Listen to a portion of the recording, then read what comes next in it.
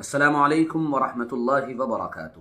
بسم اللہ الرحمن الرحیم۔ یہ صبح کا پیغام ہے اور میں سید صادق قاسمی اس وقت آپ کے روبرو ہوں۔ امید کرتا ہوں آپ سبھی حضرات بخیر ہوں گے، جہاں بھی ہوں گے خوشیوں سے ہوں گے اور عافیت و خیر کے ساتھ سردی کے مزے لے رہے ہوں گے۔ میرے دوستوں، میرے بزرگوں، میرے بھائیوں اور میری بہنوں، ایک بات زندگی میں ہمیشہ یاد رکھیے گا، خوش قسمت ترین انسان دنیا کا وہ ہے جس کو اپنی زندگی کا مقصد پتہ چل جائے، جو یہ بات سمجھ جائے، جس کو یہ بات کلیئر ہو جائے کہ اس دنیا میں اس زندگی کا دراصل مقصد کیا ہے۔ جب انسان پر اس کی زندگی کا مقصد کھل جاتا ہے، جب اس کو اپنا پرپس آف لائف کلیئر ہو جاتا ہے، تو پھر ایک بات یاد رکھیے گا، اس کی زندگی جینے کا انداز بدل جاتا ہے، اس کی زندگی کی پرائرٹیز، اس کی زندگی کی ترجیحات بدل جاتی ہیں اور وہ دنیا والوں سے ہٹ کر زندگی جیتا ہے۔ زندگی کا مقصد کیا ہے؟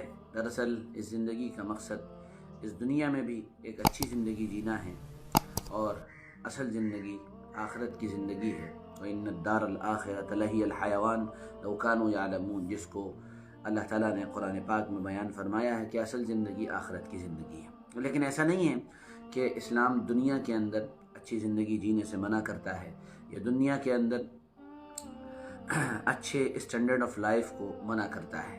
اسلام تقاضا یہ کرتا ہے کہ دنیا میں چاہے جہاں رہو، چاہے جس چیز میں رہو، وہ چیز حلال ہونی چاہیے، حدود اور باؤنڈریز اور دائرے کے اندر ہونی چاہیے، اور دوسری بات وہ یعنی تم اس کے اندر لگ نہ جاؤ ایسے کہ تم اپنے پیدا کرنے والے خالق اور مالک کو بھول جاؤ۔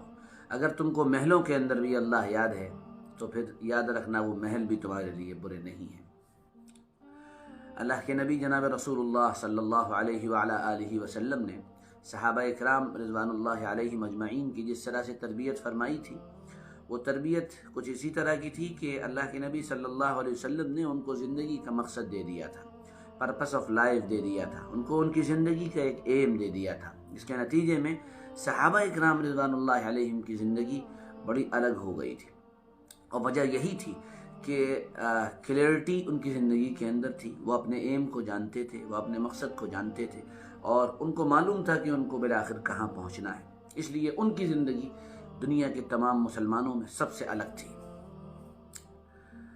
ان کی زندگی کا مشن بالکل الگ تھا اور ان کے اوپر یہ زندگی کا مشن کھلا کیسا تھا اور کس طرح سے واضح اور صاف تھا، میں آپ کو ایک چھوٹا سا واقعہ بتاتا ہوں جس سے بات آپ کو سمجھ میں آ جائے گی۔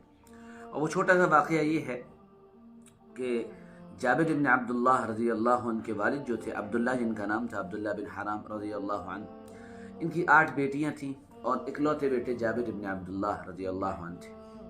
یہ احد کے میدان میں پہنچے ہیں اور احد کی جنگ وہ جنگ ہے جس میں مسلمانوں کو سب سے زیادہ نقصان پہنچا ہے۔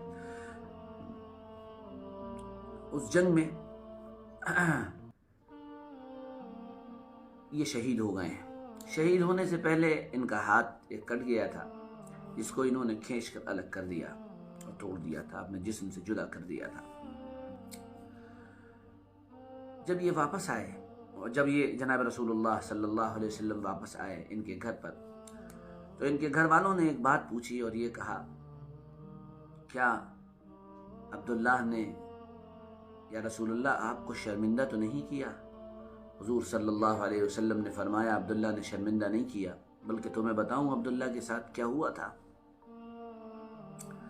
کہاں بتائیے کیا ہوا تھا؟ کہا جنگ کے عین دوران عبداللہ کے ہاتھ پر تلوار لگی جس سے ان کا ہاتھ لٹکنے لگا اور اس کو انہوں نے اپنے ہاتھ اپنے پیر کے نیچے دبا کر اپنے جسم سے جدا کر دیا۔ اور اسی دوران جب جنگ چل رہی تھی اور جب یہ افواہ اڑائی گئی کہ جناب رسول اللہ صلی اللہ علیہ وسلم شہید کر دیے گئے، آپ صلی اللہ علیہ وسلم کو سخت زخم آئے تھے، آپ بتائیے کہ اگر کسی کو یہ پتہ چل جائے کہ میرا سپہ سالار ہے، میرا بادشاہ ہے، میرا جنرل ہے، میرا کرنل، کوئی بھی میرا بڑا ہے، اب وہ دنیا سے چلا گیا ہے۔ دنیا کے اندر جب بھی پہلے جنگیں ہوتی تھی تو ہوتا یہ تھا کہ اگر یہ بات سننے میں آ گئی تو لوگ اپنے جھنڈے کو گرا دیا کرتے تھے اور جنگ بند کر دیا کرتے تھے، ہمتیں ہار جایا کرتے تھے، حوصلے ان کے ٹوٹ جایا کرتے تھے اور وہ مایوس ہو کر بیٹھ جایا کرتے تھے۔ لیکن صحابہ کی جماعت واحد ایسی جماعت ہے کہ جس کے زندگی جینے کا انداز ہی بڑا نرالا تھا، اور یہ وہی تھی کلیئرٹی آف گول، زندگی کے ایم اور زندگی کے مقاصد کو وہ لوگ سمجھ چکے تھے۔ جب انہوں نے یہ سنا کہ حضور صلی اللہ علیہ وسلم تشریف لے گئے تو انہوں نے کہا کہ جناب رسول اللہ صلی اللہ علیہ وسلم تشریف لے گئے، اس کا مطلب آپ کا مشن پورا ہو گیا ہے، اور جب آپ کا مشن پورا ہو گیا ہے تو گویا کہ اب ہمارے جینے کا کوئی اور فائدہ نہیں ہے، بلکہ اب صرف یہی ہے کہ جو مشن آپ ہم کو دے کر گئے ہیں، ہم کو وہ مشن پورا کرنا ہے، ہم کو وہ ٹارگیٹ اچیو کرنا ہے، ہم کو وہ زندگی کا ایک بہت بڑا گول اس کو آج پا لینا ہے۔ تو پھر کیا کریں؟ تو پھر یہ جان جناب رسول اللہ صلی اللہ علیہ وسلم کے مشن پر لگا دی جائے، اور اس طرح انہوں نے شہادت پائی۔ گھر پہ ان کے 8 لڑکیاں تھیں۔ آج بھی اگر کسی انسان کو کوئی تکلیف، کوئی بیماری اور کوئی بڑا کرونیکل ڈیزیز ہو جاتی ہے تو وہ پہلے اپنے بچوں کو یاد کرتا ہے، میرے بچوں کا کیا ہوگا، میرے گھر والوں کا کیا ہوگا، میرے ملنے والوں کا کیا ہوگا، اور میری بیوی کا کیا ہوگا، میرے دوستوں کا کیا ہوگا۔ ہم یہی سوچتے ہیں نا اکثر۔ لیکن جابر بن عبداللہ رضی اللہ عنہ کے والد جو تھے عبداللہ، جب ان کی روح نکالی گئی، جب ملک الموت نے ان کی روح نکالی، جناب رسول اللہ صلی اللہ علیہ وسلم نے ان کے گھر پہ ان کے لوگوں کے سامنے فرمایا تو اللہ تعالیٰ خود ان سے ہم کلام ہوا، براہ راست ہم کلام ہوا۔ اللہ تعالیٰ نے ان سے بات کی اور کہا عبداللہ کیا چاہتے ہو، کیا ہو؟ اب آپ دیکھیے کلیئرٹی آف گول، زندگی کا مقصد کتنا واضح تھا ان کے سامنے۔ کہنا ہے اللہ اگر کچھ ہو سکتا ہے تو یہ ہو کہ یہ جو کچھ ہو رہا ہے، یہ جو کچھ میرے ساتھ ہوا ہے، یہ جو جنگ ہوئی ہے، یہ دوبارہ میرے ساتھ ہو جائے۔ کیونکہ ان کو معلوم تھا کہ اللہ کے راستے میں اپنی جان کو قربان کر دینا یہ کتنی بڑی سعادت مندی کی بات ہے۔ یہ کلیئرٹی آف گول کہلاتی ہے۔